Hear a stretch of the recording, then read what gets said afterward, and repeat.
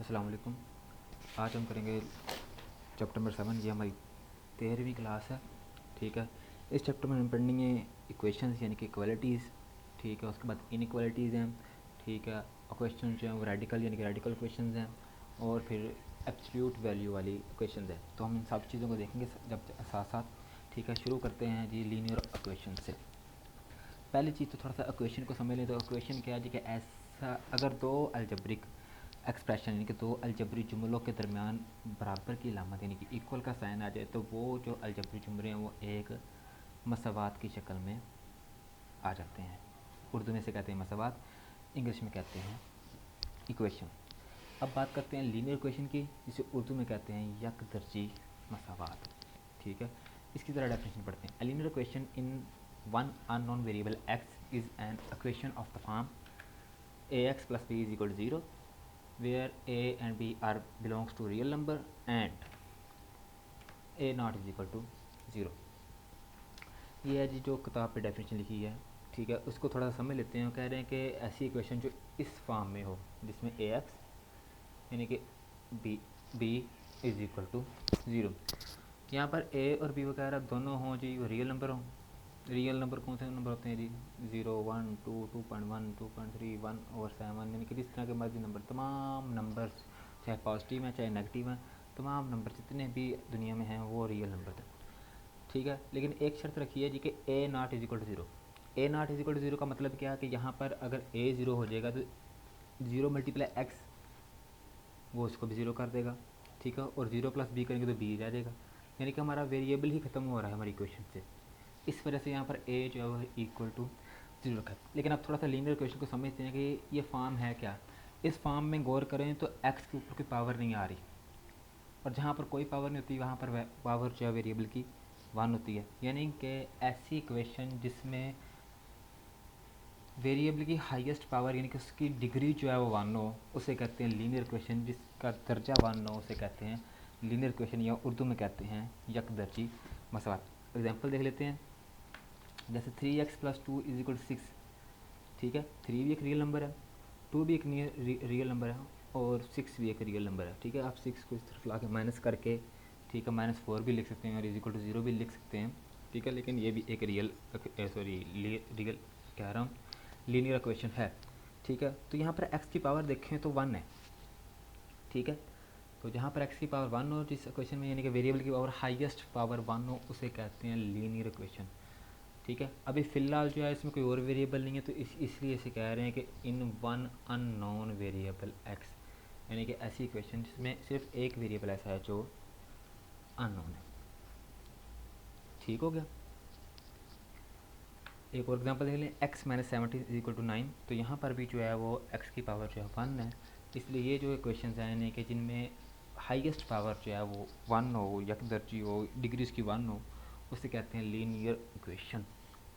ठीक है, किसी एक वेरिएबल में। इसके बाद चलते हैं रेडिकल इक्वेशन। रेडिकल इक्वेशन की बहुत सिंपल डेफिनेशन है, when a variable occur under a radical is called a radical equation. यानी कि जहाँ पर वेरिएबल जो है वो जजर के नीचे आए, जजर के अंदर आए, उसे हम कहेंगे रेडिकल इक्वेशन। ठीक है, जहाँ पर वेरिएबल, ठीक है, हमारा जो मुतगैर है, जिस तरह एक्स वाई जी हमारे मुतगैर हैं, वो अगर रेडिकल साइन के नीचे यानी कि जजर की अलामत के अंदर आए, उसे कहेंगे रेडिकल इक्वेशन। एग्जाम्पल लेते हैं। ठीक है, तो 2x minus 3 minus 7 is equal to zero, एक ये एग्जाम्पल। एक इसी तरह x plus two into under 3 minus 7 is equal to zero. इनमें से देखें तो 2x माइनस 3 देखें ये जजर के नीचे आ रहा है, अंदर आ रहा है उसके। ठीक है, तो इसलिए ये जो क्वेश्चन है ये एक रेडिकल इक्वेशन है। ठीक है, हमारा जो वेरिएबल x है वो जजर के अंदर आ रहा है, इसलिए ये एक रेडिकल इक्वेशन है।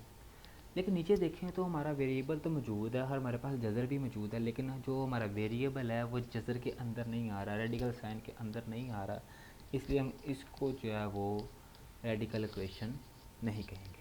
ठीक हो गया। तो हमने क्या कर लिया डेफिनेशन लीनियर इक्वेशन की और रेडिकल इक्वेशन की। लीनियर इक्वेशन उसे कहते हैं जिसमें वेरिएबल की हाईएस्ट पावर 1 हो, यानी कि इसका डिग्री 1 हो। जैसे हमने लास्ट टाइम पढ़ा था लीनियर डिवाइज़र चैप्टर नंबर 5 में। ठीक है, तो उसमें क्या थी कि वेरिएबल की डिग्री जो है वो इक्वेशन की पॉलिनोमियल की वो 1 थी। ठीक है, अब चलते हैं एक्सरसाइज 7.1 में। 7.1 के हम पहले क्वेश्चन के आज करेंगे कुछ 2 पार्ट। तो कल हम इंशाल्लाह या नेक्स्ट लेक्चर में जो है वो हम इंशाल्लाह उसके एक और पार्ट करके तो उसके बाद क्वेश्चन नंबर 2 की तरफ जाएंगे और इंशाल्लाह हम नेक्स्ट लेक्चर में अपनी इस एक्सरसाइज को मुकम्मल कर देंगे। बहुत ही आसान एक्सरसाइज है, मोस्टली चीज़ें जो हैं वो आपकी 8 क्लास वाली हैं, ठीक है। यानी कि वहाँ पर जो आपने अलजेब्रिक वाला चैप्टर पढ़ा होगा जिसमें मेरे ख्याल में ऑलमोस्ट 17 एक्सरसाइजेज थी, आई थिंक सो, ठीक है, या 17 चैप्टर का नंबर था, ठीक है। तो उसी तरह की जो चीज़ें हैं वो यहाँ पर करेंगे और यहाँ से हम सॉल्व करेंगे अपनी इक्वेशन को। सॉल्व करने से पहले मैं बताता चलूँ कि सॉल्व करने का मतलब क्या है। किसी भी इक्वेशन को, अलजेब्रिक एक्सप्रेशन को, अलजेब्रिक इक्वेशन को, अलजेब्रिक मसावात को हल करने का, सॉल्व करने का मतलब क्या है। उसका मतलब ये है कि उसमें मौजूद जितने भी मुतगय्यरात हैं, जितने भी वेरिएबल्स हैं, चाहे एक है चाहे दो है, यानी कि एक्स वाई जी तीनों मौजूद हैं, या अकेला एक्स मौजूद है, या अकेला वाई मौजूद है, या एक्स और वाई दो मौजूद हैं, यानी कि जितने भी उसमें वेरिएबल्स हैं, जितने भी मुतगय्यरात हैं, उनकी वैल्यू फाइंड करना, ठीक है। वैल्यू फाइंड करने का मतलब क्या है, यानी कि अगर यहाँ पर मैं एक्स, जैसे हमारा ये क्वेश्चन, इसमें एक्स की वैल्यू ऐसी निकालूँ, अगर मैं एक्स को अपनी इक्वेशन में लगाऊं तो दोनों साइड का आंसर बराबर आ जाए। यानी कि हमारी इक्वेशन में जहाँ जहाँ पर एक्स है, ठीक है, वहाँ पर मैं एक्स की वैल्यू लगाऊं, ऐसी वैल्यू में ढूंढनी है जिसको मैं लगाऊं तो इन दोनों साइड का आंसर बराबर आ जाए, वो होगी जी आपकी, इसका सोल्यूशन होगा, वो इसका हल होगा। अब इसको सॉल्व करते हैं। सॉल्व करने के लिए इसका बेहतर तरीकाकार ये है कि पहले देखें जो डिनोमिनेटर्स हैं सबके, हर रकम के, और मैंने बताया था कि ये अलामतें जो हैं रकमों को अलग करती हैं। जैसे ये एक रकम लग गया, ठीक है, ये एक रकम अलग है, इस तरह ये रकम एक अलग है और ये एक रकम एक अलग। इन सब में नीचे देखें तो 3 चीज़ें में नजर आ रही हैं, 3, 2 और 6। अब ये 3, 2 और 6 3 डिजिट आ रहे हैं, 3 नंबर आ रहे हैं, इन तीनों का हमने निकालना है एलसीएम, ठीक है, जिसे उर्दू में कहते हैं ज़ुआज़ाफ़िकल, ठीक है। एलसीएम लीस्ट कॉमन फैक्टर, ज़ुआज़ाफ़िकल से उर्दू में कहते हैं। अब उसका मतलब क्या है कि हमने एक ऐसा नंबर छोटे से छोटा ढूंढना है जो इन तीनों पे डिवाइड हो जाए। एग्जाम्पल 12, 3 भी 12 को तकसीम कर देता है, 2 भी 12 को तकसीम कर देता है, 6 भी 12 को तकसीम कर देता है, ठीक। लेकिन 12 जो है वो सबसे छोटा नहीं है, इससे छोटा कोई और नंबर भी होगा, जैसे 6, 6, 3 भी 6 को तकसीम कर देता है, 2 भी 6 को तकसीम कर देता है, और इसी तरह 6 भी 6 को तकसीम कर देता है। यानी कि 6 एक ऐसा नंबर है जो इन तीनों से डिवाइड हो जाता है, और उससे कोई छोटा नंबर मौजूद नहीं है जो इन तीनों से डिवाइड हो जाए।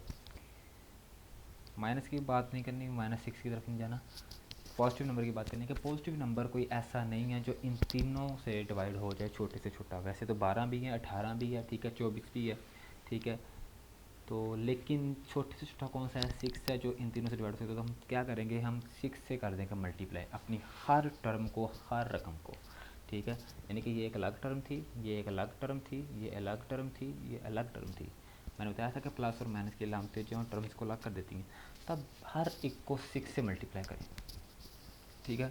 इन दोनों को मल्टीप्लाई 6 से, इसको 6 से मल्टीप्लाई, इसको भी 6 से मल्टीप्लाई, इसको भी 6 से मल्टीप्लाई, इसको भी 6 से मल्टीप्लाई। यानी कि जो हमने एलसीएम निकाला है उस एलसीएम से, उस ज़ुआज़ाफ़िकल से हम मल्टीप्लाई करेंगे। और ये बात मेरे ख्याल में 8वीं क्लास में भी चीज़ इसी तरह ही है, ठीक है। तो अब 6 से मल्टीप्लाई करेंगे तो यहाँ पर क्या आएगा, 3 0 2 6, 2 0 2 4x, 2 0 3 6, 3 0 1 3x, 6 0 x 6x, और 6 से 6 कैंसिल आउट हो गया, ये 1 0 1 आ जाएगा यहाँ पर 1।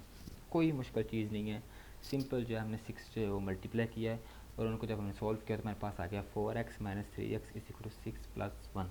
अब 4x - 3x तो x रह जाएगा, और 6x + 1 उसी तरह आ जाएगा। अब 6x जो है इस तरफ राइट साइड पर जो है वो प्लस का है, तो जब ये लेफ्ट साइड पे आएगा तो ये माइनस का हो जाएगा, ठीक है। और अब इन दोनों को माइनस करेंगे तो सारी सी बात है, बड़े में से हम छोटे को माइनस कर रहे हैं, या तो दो नंबर को बड़े में से छोटे को माइनस कर देंगे, 6 में से 1 निकालेंगे तो 5 रह जाएगा, और लामत जो है बड़े वाली लगाएंगे तो वो आ जाएगा -5x। अब -5 जो है वो मल्टीप्लाई हो रहा है x के साथ, तो जब दूसरी तरफ जाएगा तो वो उधर जाके डिवाइड कर देगा, तो 1/-5, यहाँ तक आपका आंसर कंप्लीट हो चुका है। लेकिन माइनस जो है वो इसको जो है वो स्टैंडर्ड जो इसकी रूल है इसको हम नीचे नहीं लिखते बल्कि हम इसको ऊपर लिखते हैं, ठीक है। तो माइनस को अब ऊपर लेकर जाएंगे तो क्या करेंगे, या इसको -1 के साथ लगा दें या इसको जो है आप ओवरऑल लगा दें कि माइनस जो है 1/5 से मल्टीप्लाई हो रही है।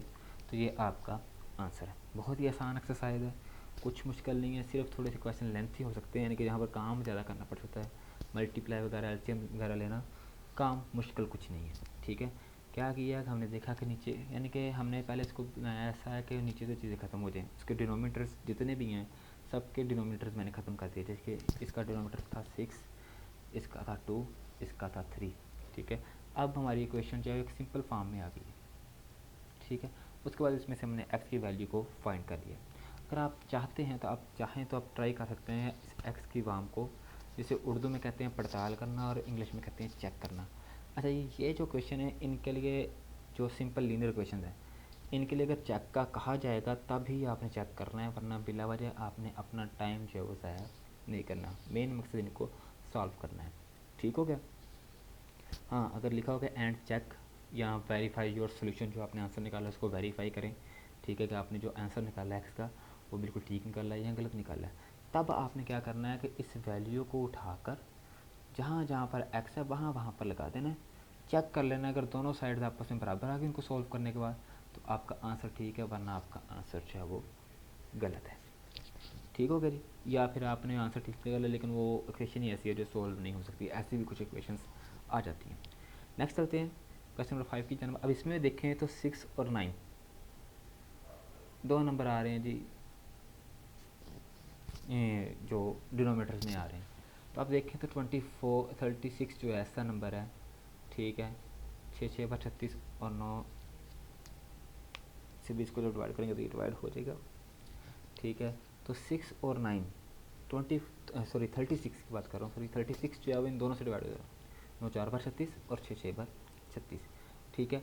लेकिन कोई इससे छोटा नंबर भी होना चाहिए, चेक करना है कि इनसे इससे भी छोटा नंबर है जो 9 पे भी डिवाइड होता है और 6 से भी डिवाइड होता है।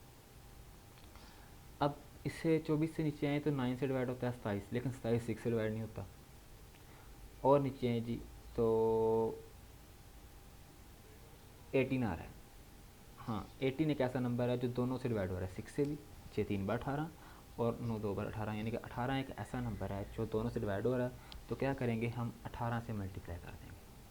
यानी कि काम क्या करना है कि जो भी डिनोमीटर में है, इसे उर्दू में कहते हैं शुमार मुखरिज, ठीक है। इसे उर्दू में कहते हैं मुखरिज, यानी कि जो चीज़ नीचे बटे में हो उसे कहते हैं मुखरिज, और इंग्लिश में कहते हैं डिनोमिनेटर। तो जो चीज़ भी डिनोमीटर में है आपने उसका लेना है एलसीएम। एलसीएम लेके सब कुछ से मल्टीप्लाई कर देना। सबसे आसान मेथड जो है वो ये है, थोड़ा सा लेंथी हो रहता है, ठीक है। तो अब क्या करेंगे, अब 6 से इसको करेंगे सॉल्व, तो 6 3 बार 18, तो 3 ज़रा 5 इंटू ये आ जाएगा इस तरह, ये 18 ज़रब एक्स इसी तरह आ जाएगा, 18 ज़रब 1 इसी तरह आ जाएगा, 9 2 बार 18 और 2 ज़रब एक्स जो है वो 2 एक्स है। अब इसको सॉल्व करें तो 5 ज़रब 3 15, 15 ज़रब एक्स 15 एक्स और 15 ज़रब 3 45, ठीक है। और -18 ज़रब एक्स वो -18 एक्स ही आ जाएगा, इसी तरह 18 ज़रब 1 वो 18 आ जाएगा और -2 एक्स। अब 15x -45 -18x is equal to 18 -2 x. अब ये -2 एक्स जो है वो इस राइट साइड पे माइनस का है, जब ये लेफ्ट साइड पे आएगा तो प्लस का हो जाएगा। इसी तरह -45 जो है लेफ्ट साइड पे माइनस का है, ठीक है, जब ये राइट साइड पे आएगा तो ये प्लस का हो जाएगा, ठीक होगा। अब इनको सॉल्व करें, तीनों सेम है क्योंकि तीनों का वेरिएबल सेम और वेरिएबल की पावर भी सेम है, ठीक है। तो ये 15 जमा 2 17, 17 -18 होगा तो ये -x आ जाएगा, और इस तरह 18 प्लस 45 जो है ये 63 बन जाएगा, ठीक है। तो -x इज इक्वल टू 63, ठीक है। हमने वैल्यू निकालनी x की, ये वैल्यू है -x की, तो अब माइनस को हमने ख़त्म करना है। अब इसके दो तरीके हैं, या तो ये है कि आप दोनों तरफ -1 से डिवाइड कर दो, या ये होता है कि दोनों तरफ -1 से मल्टीप्लाई कर दो, ठीक है। क्योंकि जब माइनस माइनस से मल्टीप्लाई होगी तो प्लस में बदल जाएगा। तो अब -1 ज़रा -x करेंगे तो +x बन जाएगा, और -1 ज़रा 60 से करेंगे 63 से करेंगे तो वो -63 बन जाएगा, ठीक है। तो x इज इक्वल टू -63, ठीक है। बहुत ही आसान क्वेश्चन हैं, ठीक है, काम कोई मुश्किल नहीं है, आपके 8वीं क्लास वाला काम है। उम्मीद करता हूँ कि आप लोगों को समझ आ गई होगी।